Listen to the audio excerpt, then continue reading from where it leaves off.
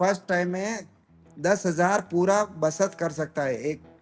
और वो प्लस वो सीखता भी है।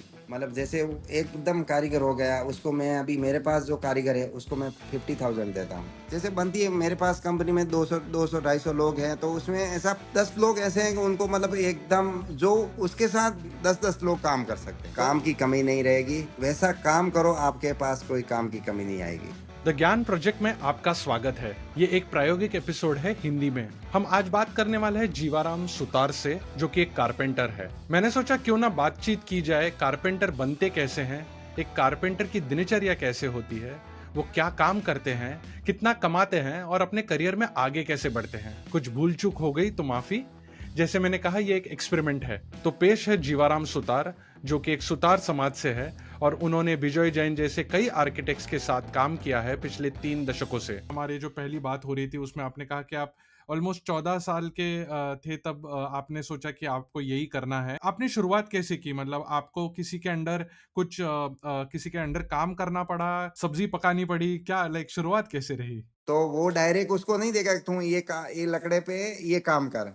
तो पहले शुरुआत में देखेगा, इसको हाथ रख, ऐसे मैं हॉल कर रहा हूँ, ऐसे मैं इसको मेजर कर रहा हूँ, इसको ऐसे रंदा मार रहा हूँ, ऐसे देख तू एक शुरुआत रंदा मार, इसको पहले हॉल कर। वैसे कारपेंट्री क्या है, ऐसे काम सीखने के लिए शुरुआत ऐसे ही होती है। और वैसे ही करनी पड़ती है, क्यों नहीं? सो डायरेक्ट आपको आपको कितना भी आता है तो सामने वाला विश्वास नहीं करेगा कि एक आपको 1 लाख का लकड़ा आपको तुरंत हाथ में दे देगा। अगर कुछ भी मिस्टेक हो गया तो वो लकड़े का उसको सहन करना पड़ता है ना, आगे कॉन्ट्रैक्टर को हो। Correct, correct. नहीं, बट ये फिर इनका इनका पगार क्या होता है? मतलब अगर जैसे ही ज्वाइन करेंगे तो खाना तो हो गया, रहने का शायद उधर ही हो जाता। जी, मैं बताता हूँ। इसका क्या होता है, जैसे फर्स्ट टाइम में मेरे पास जो कारपेंटर सीखने के लिए जो हेल्पर आता है, 250 से पौने 300 रुपया सिंगल टाइम का देता हूँ। मेरे पास जो आदमी आता है उसको सुबह 8 से रात को 10 बजे तक काम करना पड़ता है। उसको डबल हाज़िरी हो गया, तो मतलब 250 से पौने 300 हाज़िरी देता हूँ, तो रोज़ का 500 से 600 रुपया होता है। 550 600 हो गया। तो 600 इंटू 18,000 महीने की पगार हो गई। 18,000 में जो हेल्पर है, महीने का 6,000 रुपया भी कुछ, अभी उनका खाने का 3,000 रुपया खर्चा गिनो। 3,000 उसका और भी कुछ मोबाइल का खर्चा हो गया, घर पे उसका कुछ कपड़ा खरीदना है। मतलब महीने का 10,000 रुपया आदमी फर्स्ट टाइम जो हेल्पर आता है ना, आज की तारीख में कमा सकता है। फर्स्ट टाइम में 10,000 पूरा बचत कर सकता है एक। और वो प्लस वो सीखता भी है, काम भी सीखता है। तो 1 साल में 10,000 कमाया, दूसरे साल में महीने का 12,000 कमाया, तीसरे साल में अगर अच्छा उस्ताद बन के काम सीख गया तो वो 12 का 15 भी हो जाएगा, 20 भी हो जाएगा। और ये उसकी पगार का जो बढ़ाना होता है या उसको जल्दी काम पर देना होता है, वो तो मेन जो कारीगर है उनके हाथ में रहता है ना, कि वो डिसाइड करेंगे। ऐसा नहीं है कि वो कहीं से डिग्री लेके आ गया तो मिल गया, ऐसा कुछ नहीं है। नहीं, वो कारीगर के साथ जो काम करता है, जैसे अभी मेरे पास 200 250 आदमी काम करता है, तो मैं नहीं देखता हूँ कि कौन कितना काम करता है। जो उनके 8-10 सुपरवाइज़र है, जो उसके नीचे काम कर रहा है, उसके नीचे ये जो बंदे का रेट क्या लगाऊँ, तो वो हम बैठ के जब भी आता है तो क्या बोला कि नहीं, ये 250 का नहीं है, वो पौने 300 का आदमी है। तो मतलब 275 रुपया देते हैं, पौने 300 देते हैं, किसी को 300 भी देते हैं, किसी को 350 भी देते हैं। नहीं, ये तो बंदा और उस्ताद है, काम करता है, ध्यान रखता है, इनको और भी नहीं कारीगर के माफ़िक ये काम करा, तो मैं उसको मतलब जैसे जल्दी-जल्दी उसको पगार बढ़ा सकते हैं हम। ऐसा नहीं जैसे नहीं ये इतना काम करा है, उसको नहीं इतना ही देना है, ये रूल है, ऐसा रूल नहीं है। लेकिन फर्स्ट रूल जो मैंने बोला है वो 250 से 300 रुपया तो हम देते ही हैं, और वो महीने का 10 से 12,000 रुपया बचत कर सकता है। बराबर। अच्छा, आपने कहा आप सुतार बिरादरी के ही हो, तो आपको तो मिल गया, थोड़ा-सा नेचुरली भी था आपको मिलना। बट अगर कोई दूसरे समाज से है, तो उनको किसी को जानना है, या मतलब ये नेटवर्किंग कैसे होता है? किसी के पहचान-पहचान से ही काम मिलती है, या कुछ जैसे वो जो रोज़गार के लिए लोग खड़े रहते हैं ना, दिन का लाइक सुबह कोई आके काम दे देता है, उस टाइप का रहता है कि क्या रहता है? इसमें काम कैसे मिलता है स्टार्टिंग में? देखो, ऐसे हम कारपेंट्री का ऐसा नाका नहीं लगता है। जैसे दूसरे कमिटी में जैसे पुलिस वाला हो गया, कड़िया लोग हो गए, ऐसे उनका एक एरिया में नाका लगता है, जैसे बम्बई में ग्रैंड रोड हो गया, सात रास्ता हो गया, खार में हो गया। ऐसे लोग सुबह आके 7 बजे से खड़े होते हैं और कॉन्ट्रैक्टर आके भी खड़ा होता है, मेरे को इतना लेबर चाहिए, मेरे को इतना कारीगर चाहिए, वो जो खड़ा होगा उसको लेके जाएगा। जैसे वो एक सबसे बेस्ट कारपेंट्री के इसके लिए नहीं नाका लग रहा है कि उनको ऑलरेडी ढूंढना पड़ता है कारपेंटर को। कारपेंट्री का नाका नहीं लगता है। दूसरी दूसरी कोई भी जैसे सिविल वाले का लग, जैसे इलेक्ट्रिशियन का कोई नाका नहीं लगेगा, प्लम्बिंग का कोई नाका नहीं लगता है। तो ये सब लोग अपने आप कॉन्ट्रैक्टर थ्रू जाते हैं। और सिविल का क्या होता है, जैसे वो खड़ा है, आज समझो किसी के पास, ये कॉन्ट्रैक्टर के पास काम नहीं है, चलो आज इसके पास चले जाते हैं, आज किसी और के पास वो कॉमन नहीं है। जैसे हमारे पास जो मेरी साइड जो आज की तारीख में जो मिनिमम चलती है तो 1 से 1.5 साल चलती है। क्यों इतनी बड़ी 20,000 स्क्वायर फुट का घर है या 40,000 स्क्वायर फुट का घर है, वो 2 ढाई साल भी चलती है। तो वैसे को हमको जैसे कारीगर एक बार आया ना, तो वैसा नहीं कि 2 साल उसको कंटिन्यू उधर ही जाना है कि उनके पास काम है। अगर उसको नहीं करना वो अलग बात है, लेकिन 2 साल के लिए मैं जो टीम को डालता हूँ वो उधर ही जाएगा। तो आपने ये कहा कि ये 200, 250, 300, कभी कभी 350 रुपए से शुरुआत होती है। फिर ये आगे अपने करियर में बढ़ते कैसे हैं? मतलब फिर वो 1 साल 5 साल का एक एक्सपीरियंस जमा करके शायद खुद का प्रैक्टिस कर सकते हैं कि मतलब उसी ग्रुप में आगे बढ़ते हैं, तो इसका करियर प्रोग्रेशन भी कैसे रहता है? जैसे जैसे कारपेंटरी आदमी, मतलब एक आदमी सीख गया पूरा कारपेंटरी, मतलब जैसे वो एकदम कारीगर हो गया, उसको मैं अभी मेरे पास जो कारीगर है उसको मैं 50,000 देता हूँ। एक कोई डिग्री नहीं है, 50,000 सैलरी है उसका, प्लस उनका आने जाने का। जैसे ऐसे कारीगर है तो उसको आने जाने का भाड़ा खर्चा मैं साल में 2 फ्लाइट उनको टिकट देता हूँ। हाँ, जो मेरे को एकदम बेस्ट, जो मेरे को उसका समय एक दिन भी ट्रेन में वेस्ट नहीं करना है। चल मैं नक्की किया तेरे को ये सैलरी है 50,000 महीने का, और प्लस तेरे को दो दो टाइम दो मतलब हर 6 6 महीने में आने जाने का 2 टिकट देता हूँ। तो वैसे भी बहुत सारे, वो अपना करियर बनाना है, आदमी को इतना रह के बनाना पड़ता है। अच्छा। नहीं, बट सर मैं बोल रहा हूँ कि करियर में अपना बनाना मतलब एक टाइम, मतलब एक, अभी आप तो रन्ना नहीं मारते होंगे, आप मोस्टली सबको बताते होंगे। तो कौन से टाइम तक ये काम करना ही पड़ता है कि जब तक आप हैंड्स ऑन जिसको बोलते हैं ना कि हाथ से कर रहे हो, अब 30 हो गए, 40 साल हो गए, कर ही रहे हो, तो उसमें कुछ परिवर्तन आता है, कुछ बदलाव आता है? वो आदमी को खुद को लेना पड़ता है, वो खुद को लेना पड़ता है। अगर मैं चॉइस किया होता कि नहीं, मैं कारपेंटर अच्छी तरह से जानता हूँ, लेकिन मेरे को किसी का, दूसरे आदमी का टेंशन नहीं लेना है, मैं किसी का छोड़ो कौन क्या करता है उससे कुछ मतलब नहीं, मेरे को एक कारपेंटर ही रहना है, तो आज तक मैं कारपेंटर ही रहता, मैं 200 250 आदमी का को नहीं संभालने की जिम्मेदारी नहीं लेता था। तो वैसा ही बन सकता है, अगर जिसको जिम्मेदारी लेना है वो 5 साल सीख के भी कर सकता है। अच्छा, बट ये मिनिमम 5 साल होता ही है। 5 से 10 साल का तो देखना जरूरी है, कोई भी डिग्री लेने के लिए 5 साल पढ़ाई करते हैं ना। अगर वो समझो वो हमारे 5 साल की पढ़ाई है। बहुत बढ़िया, बहुत बढ़िया। तो उसके बाद हमारे हमारे यहाँ पे भी वैसे ही रहते हैं जिसको हम बोलते हैं कि इंडिविजुअल कंट्रीब्यूटर जिसको बोलते हैं कि हम खुद करते रहेंगे, हम खुद से ही बनाते रहेंगे सब कुछ और फिर कुछ मैनेजर बन जाते हैं। तो आपके आपके फील्ड में भी वैसे ही है और ये खुद के ऊपर निर्भर करता है। ऐसा ऐसा नहीं होता है कि आज तुम बहुत अच्छा, तुम 15 साल से कर रहे हो, अब तुम मैनेज भी कर सकते हो। तो वो शायद 20 साल तक करते ही रहें काम। वो उनको उनके ऊपर है कि मुझे बस इतना ही रहना है, मैं इसमें खुश हूँ, बस मैं मेरी मर्जी से गांव जाऊंगा, मैं मर्जी से वापस आऊंगा, फिर मेरे को यही, मैं इसमें मेरा संतुष्ट है, बस उसके ऊपर।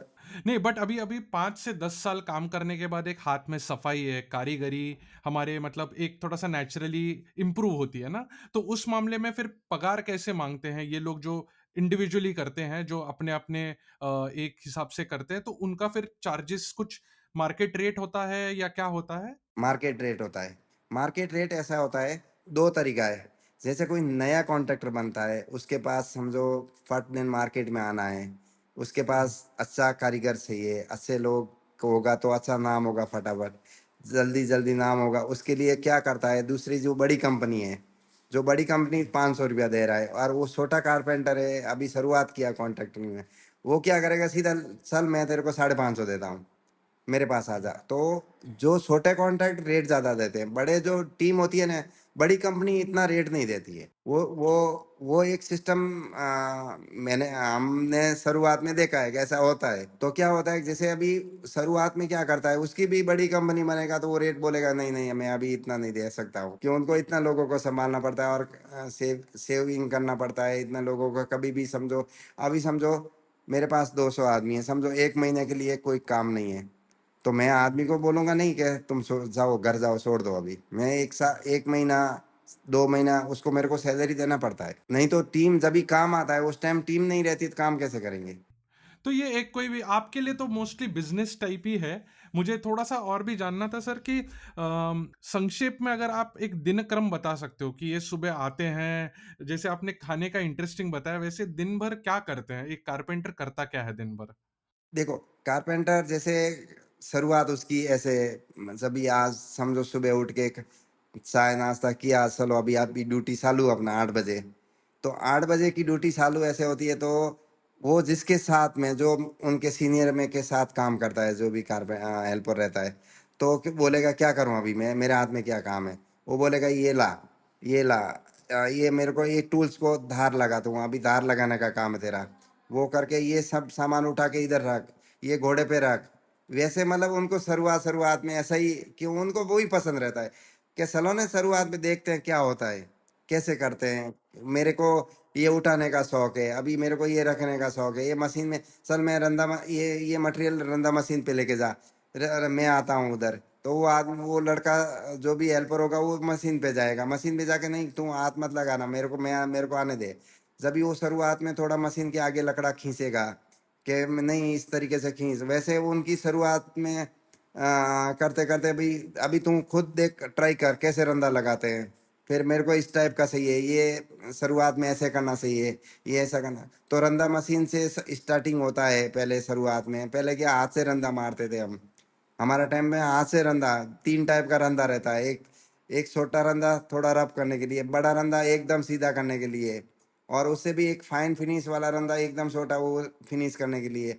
ऐसे 3-3 टाइप के रंदे रहते हैं। अभी तो वो एक ही टाइप का मशीन आ गया है, जो मशीन को एकदम एक दिशा में रंदा लगाओ, दूसरे में अंदर गेज में डाल के पूरा फिनिश कर दो, एक ही मेजर का मिल जाएगा। तो अभी का मैं अभी जो मेरे साथ जो हुआ वो ज़माना अलग था। लेकिन आज की तारीख में जो ज़माना जो चल रहा है, अभी के जो मैं वैसे ही बात करूँगा तो कोई सुने के ऐसे ही चलेगा ना, आगे काम सीखेगा ना, आज की तारीख में। तो पहले का ज़माना अलग था, वो अभी मैं बोल के उसका कोई सीखेगा तो क्या ये थोड़ी सच होगा। कोई जाके खाना थोड़ी पकाएगा। तो मेरे हिसाब से अभी जो जो लड़का जा रहा है काम पे ऐसे करके, वो अपना 3-4 साल के अंदर सीख जाता है। फिर वो 1-2 साल वो ट्राई करता है, काम का ज़िम्मेदारी लेता है, नहीं मेरे को ये सारा ओनली मेरे को ड्राइंग दे दो, मैं खुद समझ के मेरे को समझा दो क्या करना मैं कर दूँगा। फिर हाँ, फिर वो कारीगर समझो आज की तारीख में 40,000 से ऊपर है। अच्छा, तो अगर आपके पास कोई एक बच्चा आया या लड़का आया, उन्होंने काम चालू कर दिया, लेकिन उनको पहले तो कुछ सालों तक शायद ये जो आपने जैसे बताया कि ये करो, वो करो, ये करो, वो करो, ऐसे थोड़ा बहुत बताया जाएगा क्या-क्या करना है। वो खुद से नहीं सोचेगा या खुद से करेगा नहीं, तो वो बताया जाएगा। और फिर ऐसा होता है क्या कि अच्छा ये पूरा वार्डरोब तुम बना दो, अब तुम इतने कुशल हो गए हो कि ये वार्डरोब बना सकते हो। तो जब वो कैपेबिलिटी आ जाएगी, वो ताकत आ जाएगी कि पूरा सब बना सकते हैं, तब वो अपना चार्ज भी कर सकता है ज़्यादा। वो क्या होता है, वो चार्ज ऐसा नहीं होता है।